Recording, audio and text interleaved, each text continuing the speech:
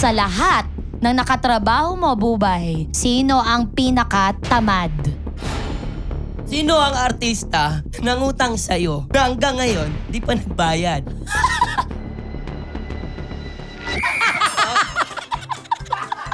Yun din yung sabi sa'yo. Ang ating issue na imbestigahan, ang work-life balance. Wow! Uy. Resource person, what is work-life balance? Bakit kinuha niyo kung gastos problemahin ko pa yan?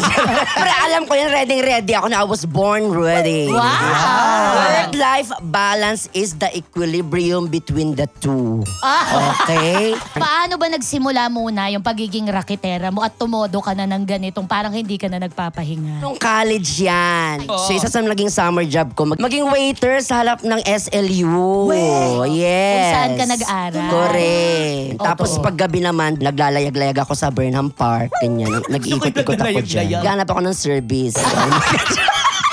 May ganun ka bang pakiramdam ever na parang, bakit ako? Ako na naman. Ako lagi. May ganun ka bang feelings? Minsan, pero maiisip mo, siguro yun yung purpose mo kaya ka naging panganay di ba? Ano madalas sinasabi sa'yo? Ano yung sinasabi sa'yo ng magulang mo para mas maboost ka sa pagtatrabaho? Work pa.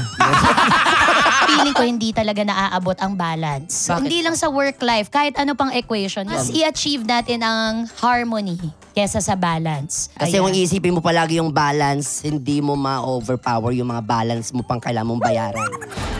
Your Honor. Live streaming every Saturday after Pepito Manaloto. Also available on Yulo, Spotify, and Apple Podcasts.